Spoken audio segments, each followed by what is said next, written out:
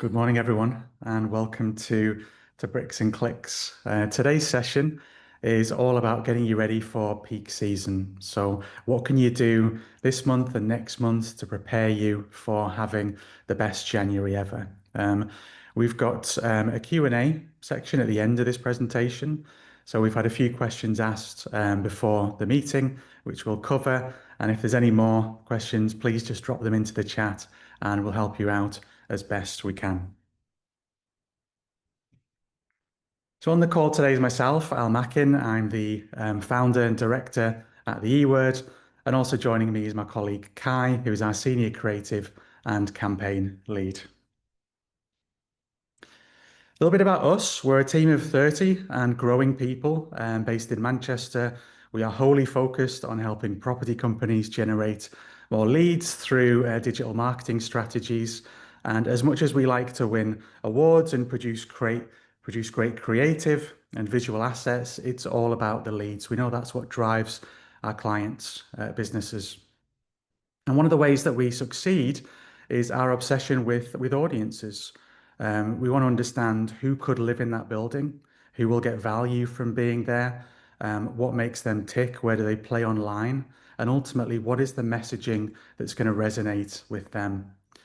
And to make it successful, we also have a really disparate group of experiences and skills within the business. So we have creative people, analytical people, strategic individuals. And when you combine all of those together, that's how we find success on behalf of our clients. So let's get into the whole point of today, talking about the post-Christmas peak. So as soon as summer passes, we start to see a dip in home search activity. People shift their focus from moving home just to getting through Christmas and the holiday period. So the idea of arranging viewings, dealing with agents, solicitors, or even just packing feels like it takes too much effort and it's too much for them to focus on at that time of year.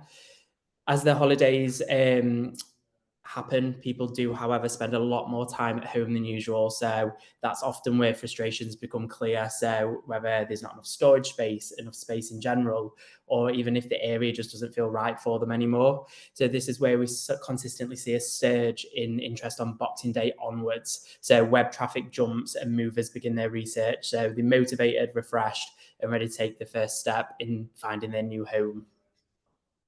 And if we have a look at the data behind this period, this is home buying data, search interest data. And on the next slide, we look at renting. You can see with the red lines, which mark or denote December, you can see how that search volume drops off. And it's really a steady decline from the summer sort of onwards. It really matches what Kai said. People might have some inkling that they want to move, but there are bigger priorities as you get into the winter months. That all changes in December, and you can see how in January, which is just beyond the red bands, that's where the search volume leaps back up, and then you have a fairly steady period, at least on home buying, of search interest. This graph also includes towards the end, noted by the projected thing at the top, that we expect this trend to continue, and it's a typical trend, every single year. It's probably worth saying as well that December is a month of thirds. So the first third of December is pretty poor. The second third that takes you into Christmas Day is really poor. And then the final third is the third that we're really interested in as marketers. So it's when people start to feel that frustration around their home. They want to change things up in their life in January and they start researching, not necessarily becoming leads in that phase in December, but they start exploring the market and the opportunities. And renting has a fairly similar set of data behind it. It's a slightly different decline over the year, certainly for 2 years ago, but you can absolutely see that dip in December and then that rise up in January. So again, whether it's home buying or home renting, it's about capitalizing on that opportunity and making sure that everything you're doing is the best it can be. It is worth noting that the peaks and troughs Al's just mentioned, although consistent, aren't identical year to year. So external factors will always influence demand, both for home buyers and for renters. So, for example, last year there was a rush to buy before the stamp duty change, which came into effect at the beginning of April. So that created a short-term spike in buyer activity. If we go before that, you had Liz Truss as Prime Minister, whose mini budget drove interest rates through the roof. This pushed buyer intent down, and then also people stayed in renting longer, so rental demand rose. And even if we go back further than that, we had COVID, so people spent far more time at home, so people reevaluated their living situation, so that drove a surge in activity across both rental and buy-in. So while there are seasonal patterns which are consistent, the size of the peaks and troughs can change significantly depending on what's happening in the wider world and market. Okay, so let's get into preparing for the January peak. The first thing I wanted to cover was your budget and how you pace it across December and into January.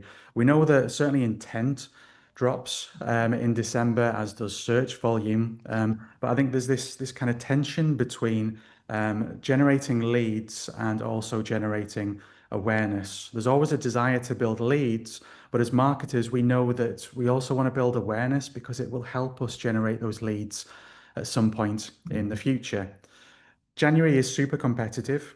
You are going up against everyone in your space and region.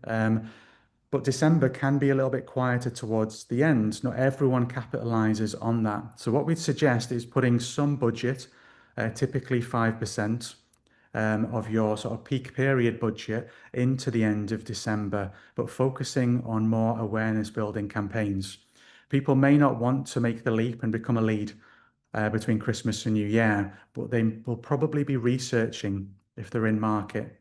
And if you can show them your building, your brand, and they get familiar with it, that is a positive for when they want to move forwards. But there's also an opportunity to cookie them up and get them into your retargeting pool for when they are ready to make the leap. So it's really about holding the majority of your budget for Jan when demand and intent is higher, but not neglecting that opportunity in December. In the period where these competitors are also increasing spend, doing more of the same makes it really harder to stand out. So generic USPs and interior shots, they will deliver some leads, but they'll really cut through the noise with great volume. So the question is, you need to ask yourself, what is your real differentiator? So what if you use the quieter months of November, December to plan and launch something that really makes you stand out? So lifestyle content can do exactly that. So instead of just showing the kitchens and the bathrooms, you can really sell the dream. So show what life like is in your building, highlight the benefits of the local area, and explain why someone should choose your brand and your development over the others that are in the market at the moment. This type of content can be really the difference between a good pipeline of leads and a great one. Specification absolutely matters and they have a place in your advertising, but it's the emotional connection and lifestyle story that really sets you apart for these prospecting campaigns. Here's an example of a peak campaign we created for a residential client, Your First Saturday. So the theme was designed to capture the feeling of being in your new home on your very first day off. So you've already unpacked, you've not got work. It's a moment that resonates emotionally with audience and builds a strong connection to the development. We produce video content that brings that day really to life. So it showed simple but powerful moments. So like taking the dog for a walk in the local area. This also subtly hinted at the pet friendly policy, a jog around the local area, visiting local businesses. This also boosts recognition and engagement with people in the area and also celebrating your new home with friends. So the development itself was also always present in the backdrop. So we're still showcasing the product, but the focus was on the lifestyle rather than just the specifications of the towels and taps. Importantly, the campaign content was repurposed into evergreen assets that still continue to drive valuable traffic long after the campaign is ended. So this reinforces that lifestyle positioning is proved to be a cut above the rest in property advertising while maximising the return of investment from the initial video production. So speaking of return on investment, if you've been in a business for any period of time, you've probably got a list on paper, in a spreadsheet, or even in your head of things that you want to improve about the website and the customer experience. Now is a great time to focus on some of those changes, get everyone on board for those changes so you can really have the best peak period ever. I think when you start talking about ROI on website changes, and you can demonstrate that you can spend less to get the same amount of leads or get more leads for the same amount of spend, that's when people start to get interested and you get people wanting to push these changes through. And some of these changes require resource, external web development resource or internal. So it's often a battle to get hold of that or get the budgets you need to make the changes. So it's all about getting buy-in from stakeholders. There's a method that we use, which I'll show you in a moment, which could be helpful, but it's also about targeting the lower hanging fruit. So the low effort, high impact changes that you're really desperate to make. When we talk about changes with clients, we relate everything back to return. We're not making a change because we think it might be nice. We're making a change because we can demonstrate the expected return off that particular adjustment. And you might have a list, a long list of things that you want to change. It is a marathon, not a sprint. It would be great to get some changes done before peak period. And if you can, that is a huge success. But it's absolutely fine to have more changes happening next year that will also make an impact. For clients that we work with, we tend to focus first on the forms. So your request a viewing form, contact form, these are the gatekeepers for visitors becoming leads. So we put a lot of focus on them, making sure that they work as a user would expect. They capitalize on things like mobile keyboards, and they're just easy to understand. And on top of that, when you ask for information, explaining why you're asking for it. So it's about eking out more and more people through that form to get a higher volume of leads. After that, it's about the building and development pages. So the pages where people really start to bond with you and what you offer. Users tend to have a really high demand on those pages in terms of information. So imagery, plans, all the things that bring, what you do to life. So on the screen is a simpler version of something that we use in-house. And this is a spreadsheet that is meant to tell a story. And the story it tells can be understood by anyone in the business, whether that's the web development team that you employ externally, the internal team, financial stakeholders, or C-suite. And it starts by mapping out what is the change that you want to make to the website in very simple terms so that everybody can understand it. And then a very simple view of what the impact will be. After that, we start to pull in some of the numbers that will help us calculate the ROI. So for this example, I've just popped in what a lead currently costs, and this is just an example, and then also the current conversion rate of the form. We then start to map out the worst, the mid, and the best case for this particular change. And this bit is really important because when you say to someone, we're going to improve it by 15%, there might be some skepticism around that. When you start to build out worst, mid, and best, that's when people understand you've really considered it, and therefore they can trust the metrics and the ROI that you're projecting. Underneath that, I've mapped out the impact of each of those cases on the cost per lead and also the volume of sales. I was just using some example lead to sale conversion rates here, but it really starts to show a picture of quite a significant decline in those costs. And then further down the sheet, I break out the ROI. I start by looking at the expected cost. So for this, I put in example costs of an internal project. So really important that you map out everyone's time so it's a very realistic cost attached to this change.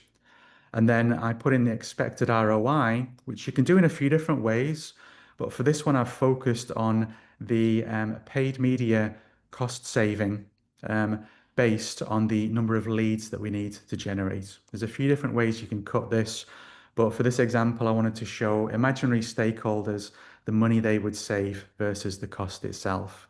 If you're interested in this sheet, drop us an email afterwards and we will give you access to it.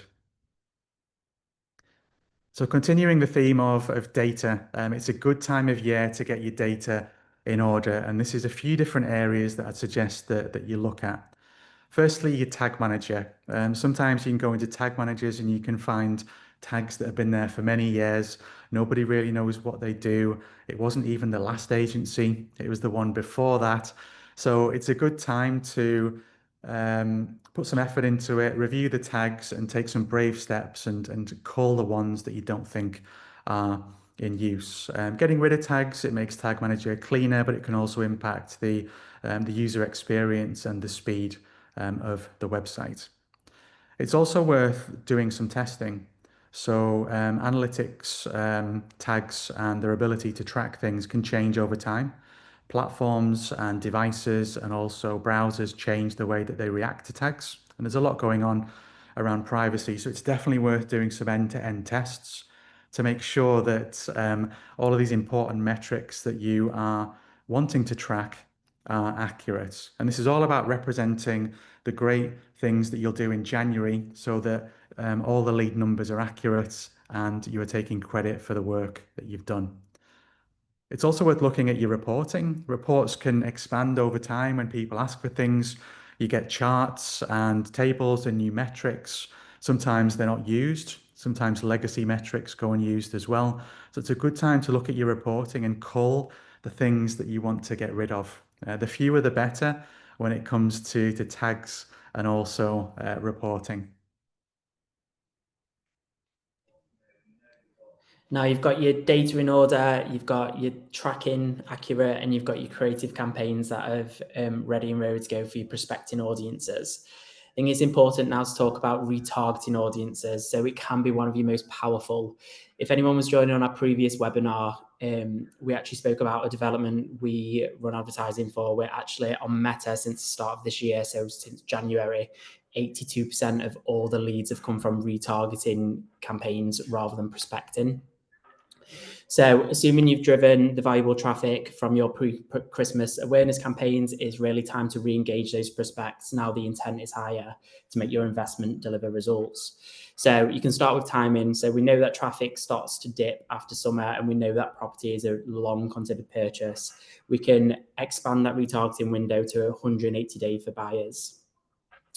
Next, you want to focus on personalization. So, for example, if you've done a creative campaign where you've got some specific video content, avoid just retargeting those with generic ads, retarget them with messaging that follows on from the initial ad that they saw. So it's really personalized, and you can consider it a next step in the buying funnel for them. This increases the likelihood of re-engagement and boosts your conversion rates. While we're on the topic of conversion rates, you would want to make sure that your messaging aligns with what's on the landing page. So where you're driving that traffic to, where you're expecting them to convert. If that all aligns in one seamless user journey, your conversion rates will improve significantly. And then I think finally, when it comes to retargeting, is a lot of the time is focus on people who have been on the website, who haven't actually converted, but they have engaged with you in some level. It's important not to forget about the people who actually have converted, but then didn't progress for whatever reason. So circumstances and priorities change. So you can use targeted emails or even SMS to bring them back into the sales funnel. So SMS feels very old school, but we've run a lot of campaigns for clients through SMS. It's good as a burst, and I think you might be really surprised at the success that you can get from it. Here is the checklist. We will share this with you afterwards. You're welcome to print this out if you can get value from it. And it's really a summary of everything we've talked about today with one extra thing that I wanted to discuss.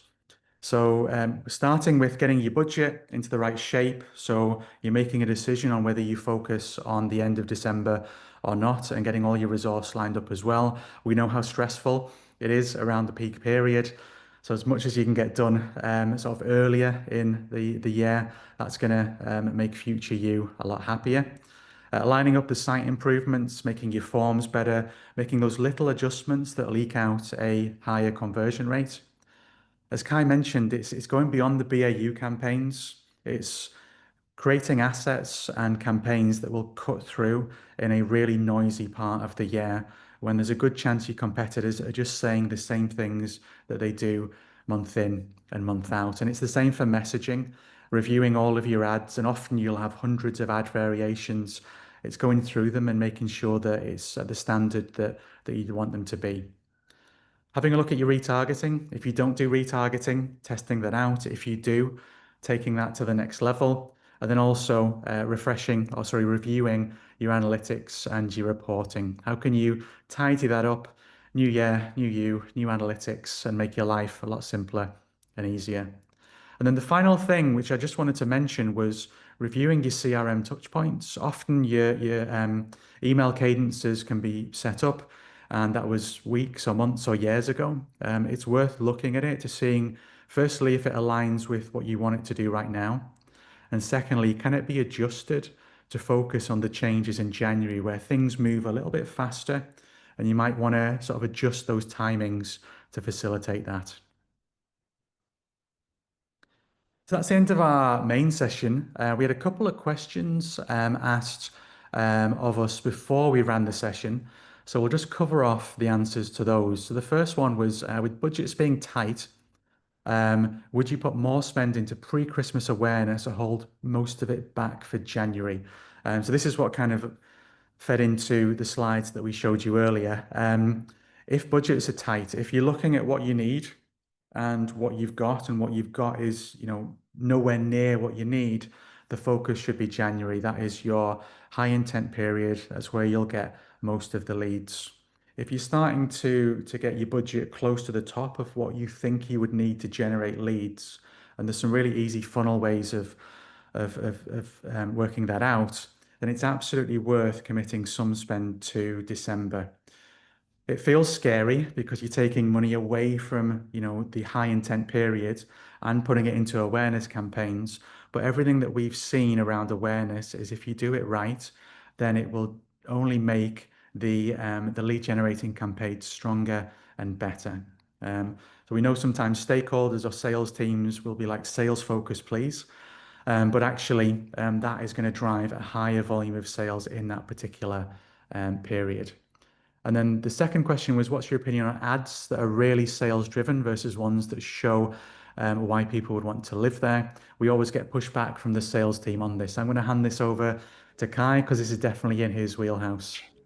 So in terms of the actual ad content, it can very much depend on also the platform and also where people are in their buying journey. So 100% sales driven messaging has its place within advertising, especially on high intent platforms like Google. So if somebody's searching homes for sale in their area, they are much more likely to be intrigued further in their buying journey. So something that's like incentive led or specification is going to grab their interest a lot more. If it's something like a paid social campaign, prospecting, you can really hook them in with that nice lifestyle content. And then this is where that retargeting messaging comes through. So they're already introduced to the lifestyle, they're already introduced to the development, they're already familiar with your brand. So then if you hit them with retargeting messaging, that is a little bit more sales led, that will more likely get them to convert. Now they're already familiar with you at other touch points.